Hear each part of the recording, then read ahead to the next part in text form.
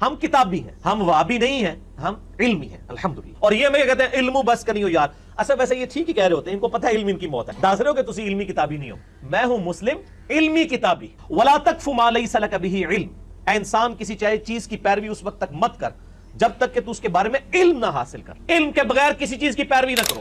اور جس نے ترجمہ کیا ہے وہ تو علمی کتابی ہونے کا دعویٰ نہیں کرتا، اور جو ترجمہ بیان کر رہا ہے وہ بڑے تکبر سے کہتا ہے میں علمی کتابی ہوں. اگر آپ عبارت حل کر دیں کہ اس کا جو الفاظ ہیں ان کو آپ حل کر دیں کہ عبارت یہ حل عبارت ہے، تو ہم آپ کو علمی کتابی مان لیں گے. تو علم ابدان کے آپ عالم ہیں یا آپ کو پورے ادیان کا پوری فلسفی معلوم ہے؟ اگر نہیں ہے تو پھر علمی کتابی ہونے میں آپ کس درجے پہ، یہ آپ خود تلاش کریں اور ڈھونڈیں کہ آپ کی حیثیت اہل علم اور اہل کتاب میں کیا ہے. آپ کو تو ابھی تک اصول اختلاف بھی معلوم نہیں ہے، تو اصول مباحثہ اور اصول مناظرہ کیسے معلوم ہوں گے؟ ہر ایک بات پہ کہتے ہو تم کہ تو کیا ہے، تم ہی بتا دو کہ یہ انداز گفتگو کیا ہے. علم کتابی ہونے کے دعویٰ میں وہی شخص سچا ہو سکتا ہے جو 3 قسم کی کتب میں یا تو پوری مہارت رکھتا ہو یا اس کے پاس اتنی ضروری معلومات ہوں کہ جن سے وہ خود اپنے لیے یا دوسروں کے لیے نفع بخش سامان پیدا کر سکے. پہلی قسم وہ ہے جن میں خالصتاً منزل من اللہ کتب کو دیکھا جاتا ہے اور وہ ہمارے لیے آخری حجت قرآن مجید ہے. دوسری قسم میں وہ سب کتابیں ہیں جو رسول کریم صلی اللہ علیہ وسلم کی طرف منسوب، ان کے اصحاب کی طرف منسوب یا ان کے اصحاب کی طرف منسوب، یعنی منسوب الی الرسول و اصحابہ و اصحاب اصحابہ ہی ہیں. یعنی جتنا بھی ان کے اندر مواد افراد امت نے جمع کیا ہے مختلف روات کے ذریعے سے اور سند و اسناد اور متن کو دیکھتے ہوئے جتنا کچھ بھی ان میں ہے وہ رسول کریم صلی اللہ علیہ وسلم کی طرف منسوب ہے یا صحابہ کی طرف یا تابعین کی طرف. تیسری قسم کی کتب وہ ہیں جو اس منزل اور منسوب کی تفہیم کے لیے ہیں، جن کا سارا مواد جو ہے وہ یا تو آپ انہیں علوم عالیہ پہ مشتمل کتب کہہ سکتے ہیں یا تفاصیل، توضیحات، تشریحات، اور ان کے اندر اجتہادات ہیں، استنباطات ہیں، استدلالات ہیں اور تعویلات ہیں، تفسیرات ہیں، توجیحات ہیں، تاکہ پہلی 2 قسم کی کتب کی تفہیم ممکن ہو سکے. اب علمی کتابی وہی بندہ ہے کہ جس کو ان تینوں قسم کی کتب میں سے یا تو تینوں پر ہی مہارت ہو یا کسی ایک موضوع پر مہارت ہو. اور اگر کوئی شخص علمی کتابی ہو کر ان میں سے کسی ایک قسم کی کتب پر بھی مہارت نہ رکھتا ہو یا ان میں جتنے علوم بیان ہوئے ہیں ان میں سے کوئی ایک علم بھی اس کا میدان اختصاصی نہ ہو تو پھر اس کا علمی کتابی ہونے کا دعویٰ زمین بوس ہو جاتا ہے. پھر اس دعویٰ کے اوپر ایک اور مصیبت آپ نے کھڑی کی ہے، وہ یہ ہے کہ آپ یہ سمجھتے ہیں کہ علمی کتابی صرف میں ہوں، یعنی باقی سارے کے سارے لوگ جو ہیں وہ مختلف لوگوں کی طرف ان کے افکار منسوب ہیں اور ان کا سارا جو علمی ان کا میدان ہے وہ سب کا سب کسی دوسرے کا ہے، یعنی علمی کتابی صرف میں ہوں. حالانکہ اللہ تعالیٰ نے قرآن مجید کے اندر اہل علم کے درجات بیان کرتے ہوئے فرمایا ہے فوق کل ذی علم علیم. علیم بمعنی عالم، یعنی ہر عالم کے اوپر ایک علم والا ہے اور ہر عالم کے اوپر ایک دوسرا علم والا ہے جو اس سے بڑھ کر ہے. یہ تو درجات ہیں. اس کے بعد اپنے اپنے میدان ہیں. رسول کریم صلی اللہ علیہ وسلم نے فرمایا کہ العلم علمان، علم الادیان و علم الابدان. وہ ادیان کا علم ہے یا ابدان کا، اور ابدان میں ظاہر ہے سارے کے سارے ابدان آتے ہیں، حیوانات بھی ہیں، ان میں اشجار بھی ہیں، احجار بھی ہیں، اور جتنا کچھ میٹیریل اس جہان میں موجود ہے وہ علم ابدان میں ہے. تو علم ابدان کے آپ عالم ہیں یا آپ کو پورے ادیان کا پوری فلسفی معلوم ہے؟ اگر نہیں ہے تو پھر علمی کتابی ہونے میں آپ کس درجے پہ، یہ آپ خود تلاش کریں اور ڈھونڈیں کہ آپ کی حیثیت اہل علم اور اہل کتاب میں کیا ہے. ابھی تک تو قرآن اور حدیث کی بات ہے، قرآن کے ظاہر ترجمہ کی اور حدیث کے بیان کی. پھر کہتا ہوں کہ حدیث کے متن کی تفہیم کی نہیں بلکہ حدیث کے بیان کی، اور وہ بھی وہ جو اختلافی نوعیت کی ہیں. اب اس کے بعد جب آپ کے ہی آڈینس آپ سے سوال کریں گے ادب کے بارے میں، ثقافت، کلچر، سیرت، اصول حدیث، اصول تفسیر، منطق، فلسفہ، بلاغت، معانی اور اس طرح کے تمام جو علوم ہیں، علوم شریعہ اور دیگر علوم، معاشرتی علوم، یا جتنے علوم ہمارے ہاں رائج ہیں، جب اس پہ سوال کریں گے تو آپ کیا جواب دیں گے؟ یعنی آپ اکیلے ان سوالوں کا بوجھ اٹھا لیں گے؟ نہیں اٹھا پائیں گے. اکثر یہ سوال ہوتا ہے آپ کے متبعین کی طرف سے کہ قرآن مجید کی آیات کیوں نہیں پیش کی جاتی، اور آپ بھی یہ آیت پیش کرتے ہیں کہ وَلَقَدْ يَسَّرْنَا الْقُرْآنَ لِلذِّكْرِ فَهَلْ مِن مُدَّكِرٍ، نصیحت کے لیے قرآن آسان کر دیا ہے، بس ہے کوئی نصیحت قبول کرنے والا؟ اسی آیت کو ہی لے لیں.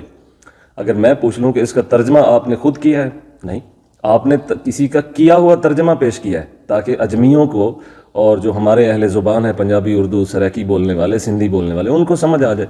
اب جو ترجمہ جس نے کیا ہے وہ تو ان علوم پر واقف تھا کہ جتنا جاننا ضروری ہوتا ہے، لیکن جو ترجمہ سنا رہا ہے، جو ترجمے کو بیان کر رہا ہے، وہ ان علوم پہ واقف نہیں ہے۔ اور جس نے ترجمہ کیا ہے وہ تو علمی کتابی ہونے کا دعویٰ نہیں کرتا، اور جو ترجمہ بیان کر رہا ہے وہ بڑے تکبر سے کہتا ہے میں علمی کتابی ہوں۔ پھر آپ جس کا ترجمہ پیش کریں گے، یا آپ احادیث کا کوئی بھی باب نکالیں گے اور ان کی کوئی بھی توضیحات میں سے کوئی توضیح یا توجیہ کوئی پیش کریں گے اپنے آڈینس کے سامنے، تو آپ کسی پر اعتماد کریں گے، اور جس پر آپ اعتماد کریں گے وہ آپ کے نزدیک جو آپ کے بیان کردہ، آپ کہتے ہیں کہ باقی سب فرقے ہیں، باقی سب مسلک ہیں، باقی سارے اسکول آف تھاٹس ہیں، ایک میں ہی ہوں جو اکیلا ہوں جسے تفہیم کلی حاصل ہے، تو وہ جس نے ترجمہ کیا ہے وہ انہی میں سے کوئی نہ کوئی ہوگا۔ تو پھر انہی کا ہی مواد چوری کر کے اپنے آڈینس کو یہ کہیں کہ یہ تو سارے ہوئے جاہل، نعوذ باللہ، یہ تو سارے ہوئے کم علم، اور جو تفہیم مجھے ہے وہی تفہیم ہے، یہ تو خود بددیانتی ہے۔ آپ کسی سے مکالمہ کر سکتے ہیں، مکالمہ کے بعد مباحثہ ہے، پھر مناظرہ ہے۔ کیا آپ کو اصول مناظرہ، اصول مباحثہ، اصول مکالمہ معلوم ہے؟ آپ کو تو ابھی تک اصول اختلاف بھی معلوم نہیں ہے، تو اصول مباحثہ اور اصول مناظرہ کیسے معلوم ہوں گے؟ منطق ایک ایسا علم ہے کہ جس میں وہ اصول ہیں کہ جن سے آدمی کا جو تکلم ہے وہ اصولی ہو جاتا ہے، اور وہ تکلم میں غالب ہو جاتا ہے۔ ظاہر ہے قرآن مجید کا یہ معجزہ ہے، کیونکہ قرآن مجید اپنے انداز تکلم میں، اپنے انداز بیان میں بھی اس درجہ منطقی اسلوب اور اصول کا حامل ہے کہ جس کی مثل نہیں ہے۔ قرآن مجید کا یہ ایک الگ سے معجزہ ہے۔ آپ کے پاس منطق کی کتنی معلومات ہیں؟ اگر میں اصطلاحات کی طرف جاؤں تو کلی، جزئی، نوع، جنس، فصل، خاصہ، عامہ، استقرائی اور دلیل استقرائی ہے، استخراجی ہے، اس کے بعد دلیل کی قسمیں، استدلال کی قسمیں، پھر آگے کلی کی قسمیں ہیں، پھر آگے جو مختلف قضیات ہیں ان میں موجبہ، سالبہ ہے، اور پھر نقیضین ہیں، پھر ان کا آپس میں اختلاف و اتفاق کی بحثیں۔ آپ کے پاس کتنی معلومات ہیں؟ تو جب آپ کو اصول منطق کے نہیں پتہ تو پھر آپ کسی شخص سے مناظرہ کیسے کر سکتے ہیں؟ مباحثہ اور مکالمہ تو پھر آگے جا کے دور کی بات ہے، یا ان کو اگر پہلے لائیں تو آپ ان میں سے کیا کر سکتے ہیں؟ اور جب آپ کو اصول منطق ہی معلوم نہیں ہے تو پھر آپ علمی کتابی ہیں۔ منطق کی چند کتب میں چلیں آپ کو ریکمینڈ کر دیتا ہوں۔ آپ تسہیل المنطق ہے یا تعلیم المنطق جو عام ہمارے ہاں چھپتی ہیں اردو میں، چھوٹے چھوٹے رسالے، کم از کم ان کو تو دیکھ لیں۔ اس کے بعد زیادہ ترقی چاہتے ہیں تو ایک مجموعہ منطق جو ہے وہ پہلے چھاپا جاتا تھا، جس میں 4-5 رسائل ہوتے تھے منطق پہ، وہ دیکھیں۔ اس کے بعد مرکات ہے اور بہت اچھی کتاب ہے۔ پھر شرح تہذیب ہے، شرح تہذیب کے بعد قطبی ہے، میر قطبی ہے، میر زاہد، ملا جلال، ملا حسن، غلام یحییٰ، قاضی مبارک۔ لیکن مجھے اس پہ ایک مسئلہ جو ہے وہ درپیش ہے، وہ یہ ہے کہ ان کتابوں کے متن کو آپ حل کیسے کریں گے؟ وہ تو آپ کو جا کے کسی عالم یا کسی کتابی کی جوتیاں سیدھی کرنی پڑیں گی، اپنی اکیڈمی میں بیٹھ کے تو آپ ان کتابوں کو پڑھ بھی نہیں سکتے۔ میر زاہد، ملا جلال، ملا حسن ہے یا قاضی مبارک ہے، قاضی مبارک کی اگر آپ عبارت حل کر دیں کہ اس کا جو الفاظ ہیں ان کو آپ حل کر دیں کہ عبارت یہ حل عبارت ہے، تو ہم آپ کو علمی کتابی مان لیں گے۔ منطق کے بعد آپ کو فلسفہ کی کوئی سدھ بدھ ہے؟ یعنی کوئی دہریہ آپ سے بحث کرے وجود باری تعالیٰ پر اور عقل سے شروع کرے، عقل سے ختم کرے۔ کیا آپ کو قوت تعقل کی تعریف معلوم ہے؟ کیا قرآن مجید میں جو 20 مقامات پر عقل کے بارے میں جو فرامین ہیں، یا قوت تعقل پہ یا تدبر پہ یا تفکر پہ، کیا آپ نے وہ پڑھے ہوئے ہیں؟ کسی ایک کتاب سے استفادہ کیا ہو؟ آپ عقل کی تعریف ہی بتا دیں۔ کیا آپ کو مقولات عشر کا پتہ ہے؟ کیا آپ کو انفعالیت کا پتہ ہے؟ کیا آپ کو فاعلیت کا پتہ ہے؟ کیا آپ کو داخل خارج کا پتہ ہے؟ کیا آپ نے شعور کی بحثیں پڑھی ہوئی ہیں؟ کیا جتنا جو عقلی ایک مواد مسلمانوں کی تاریخ کے اندر، مسلمانوں کے خود معقولین کے ہاں لکھا گیا ہے، پڑھایا گیا ہے، آپ کو کیا ان میں سے کوئی ایک آدھی کتاب آپ نے دیکھی ہو یا آپ کو پتہ ہو؟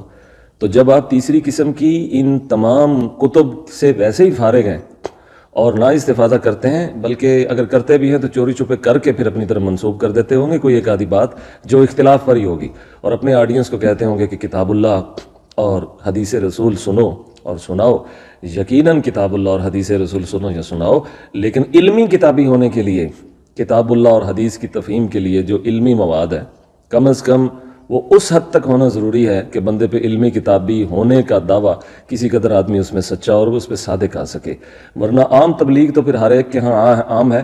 کوئی بھی شخص قرآن مجید کی آسان جو آیات ہیں جن کا ترجمہ ہر ایک کے لیے واضح ہے دوسرے کو سنا سکتا ہے، بلکہ ہم نے تو اس میں بڑی احتیاط کی ہے۔ ہمارے اہل علم نے یہ کہا ہے کہ مبلغ کے لیے بھی یہ شرط ہے کہ جس چیز کی تبلیغ کر رہا ہو اس کا وہ عالم بھی ہو، لیکن آپ کے لیے یہ بہرحال شرط نہیں ہے۔ ہمارے ہاں ہم کہتے ہیں کہ اگر کوئی اختلافی نوعیت کی حدیث پیش کر رہا ہے تو اس کو دراصل اس کے اندر جو تعارض ہے دیگر روایات کے اندر وہ اس کو دیکھنا چاہیے، وہ کیونکہ تعارض کو دیکھتے ہوئے سمجھے گا کہ اسی فعل کے متعلق ایک دوسری روایت بھی ہے کسی دوسری کتاب میں، اور اس کی یہ سندی اسنادی حیثیت ہے، اس کی یہ اسنادی حیثیت ہے، اور فیصلہ کن بات کیا ہے۔ خیر آپ کے نزدیک ہے کہ جو اٹھاؤ اور اسی طرح سے آگے پھیلا دو، ہمارے ہاں یہ رویہ جو ہے وہ علمی نہیں ہے، ہمارے ہاں یہ غیر علمی رویہ ہے۔ اور قرآن مجید کی آیات کے متعلق جو عام بات کی جاتی ہے آپ کی طرف سے بھی اور دوسروں کی طرف سے بھی، آج کل آپ نے ٹرینڈ یہ چلا دیا ہے کہ قرآن مجید کو خود کھولو اور پھر ٹھیک ہے خود کھولو اور ان میں سے وہ آیات جو واضح ہیں وہ آپ اختیار کریں ترغیب و ترہیب کے لیے، واضح و نصیحت کے لیے، نصیحت قبول کرنے کے لیے، لیکن ان مشتبہات کو آپ کدھر لے کر جائیں گے؟ ظاہر ہے کہ ان کے لیے تو پھر استفادہ کرنا پڑے گا لسانیات کے کسی ماہر سے، لغت کے کسی ماہر سے، یا علوم و فنون کے کسی ماہر سے، یا علوم عالیہ سے، یا علوم شریعہ کی پر جو کتابیں ہیں یا جو فتاویٰ پر جو کتب ہیں ان سے استفادہ کرنا پڑے گا، پھر اس آیت کی تفہیم ہوگی۔ مثلا میں مثال کے طور پر وہی آیت پڑھ دیتا ہوں، وَلَقَدْ يَسَّرْنَا الْقُرْآنَ لِلذِّكْرِ فَهَلْ مِن مُدَّكِرٍ۔ اگر میں اس سے شروع کروں، بلکہ میں اس سے پہلے ایک دعویٰ بھی کر دوں کہ کوئی ایک آیت قرآن مجید کی آپ نکال دیں، کہ آپ یہ کہیں کہ یہ آیت ہے قرآن مجید کی اور اس کی تفہیم کے لیے، اس کے درست ترجمہ کے لیے، اس کی درست تفسیر کے لیے آپ سب سے بے نیاز ہیں، یعنی نہ آپ کو کسی دوسرے علم کی ضرورت، نہ آپ کو کسی ایسی دوسری کتاب کی ضرورت کہ جس سے آپ استفادہ کر کے اس کا درست ترجمہ یا درست تفسیر یا درست تفہیم سامنے لا سکیں۔ میرا دعویٰ ہے ایسا ممکن نہیں ہوگا۔ اسی آیت کو لے لیتے ہیں، وَلَقَدْ يَسَّرْنَا الْقُرْآنَ لِلذِّكْرِ فَهَلْ مِن مُدَّكِرٍ۔ اب اس میں آپ دیکھ لیں یسرنا القرآن للذکر، اگر اس کی صرفی نحوی تشکیل کو آپ دیکھیں تو پھر آپ کو صرفی نحوی کتابیں دیکھنی ہوں گی۔ اب اس کے لیے بھی میں آپ کو ریکمینڈ کر دیتا ہوں، زرادی دیکھیں، فصول اکبری دیکھیں، اور سیبویہ نے جو صرف پہ کتاب لکھی، اسی طرح ہدایت النحو ہے، کافیہ ہے، جامی شرح جامی ہے، اس کی آگے شروعات ہے، سنبٹ وغیرہ، ان ساری کتابوں دیکھیں، الفیہ ابن مالک دیکھیں، شرح ابن عقیل دیکھیں، ان ساری کتب کو آپ خود دیکھیں، اور اگر آپ نہیں دیکھتے تو ظاہر ہے پھر اس کو دیکھ رہے ہیں نا جو ان کتابوں میں ماہر ہے، تو کسی پر اعتماد تو آپ کر ہی رہے ہیں نا، اور پھر کہہ رہے ہیں کہ میں اکیلا ہی ہوں اور میں ہی ہوں، حالانکہ اعتماد کسی پہ کر رہے ہیں اور مواد کسی دوسرے کا چوری کر کے پیش کر رہے ہیں۔ اس کے بعد فہل من مدکر، ہے کوئی نصیحت قبول کرنے؟ اب مدکر کے لفظ پر اگر آپ آ جائیں تو مدکر کے لفظ کا جو ترجمہ کرنے کے لیے پہلے آپ کو دیکھنا پڑے گا کہ یہ آیا کہ لسانی اعتبار سے، لغوی اعتبار سے یہ اصل میں کیا تھا، اور جب یہ اس باب میں استعمال ہوتا ہے تو اس کا معنی اور ہوتا ہے۔ اگر اس کو آپ مجرد میں لے جائیں، مجرد کے ابواب میں، تو معنی اس کا اور ہوگا، جب آپ اس کو مزید فی میں لے جائیں تو اس معنی کے اندر کوئی نہ کوئی اضافہ یا کوئی نہ کوئی تبدیلی ہو جائے گی۔ تو کوئی بھی آیت لے لیں، قُلْ هَلْ يَسْتَوِي الَّذِينَ يَعْلَمُونَ وَالَّذِينَ لَا يَعْلَمُونَ، کہہ دیجئے کہ کیا جاننے والے اور نہ جاننے والے برابر ہوتے ہیں؟ یعنی یہ سوال کیا جا رہا ہے، حالانکہ اس میں بتایا جا رہا ہے کہ برابر نہیں ہوتے، لیکن وہ جو برابر نہ ہونے کا جو لفظ ہے وہ تو آیت میں مذکور ہی نہیں ہے۔ تو اسی طرح بلاغت اور معانی کے بغیر اور قرآن مجید کا پورے جو اس کا ایک انداز تکلم ہے یا انداز تخاطب ہے یا قرآن کے لفظ سے متعلقہ جو علوم ہیں ان پر مہارت کے بغیر تو آپ ترجمہ نہیں کر سکتے۔ پھر آپ کسی کا ترجمہ پیش کریں گے اور پھر کہیں گے کہ علمی کتابی میں ہوں اور باقی سارے تو فرقہ واریت کے علم بردار ہیں۔ یہ رویہ بہرحال وہی رویہ ہے جس پر غالب نے ایک دفعہ کہا تھا کہ ہر ایک بات پہ کہتے ہو تم کہ تو کیا ہے، تم ہی بتا دو کہ یہ انداز گفتگو کیا ہے۔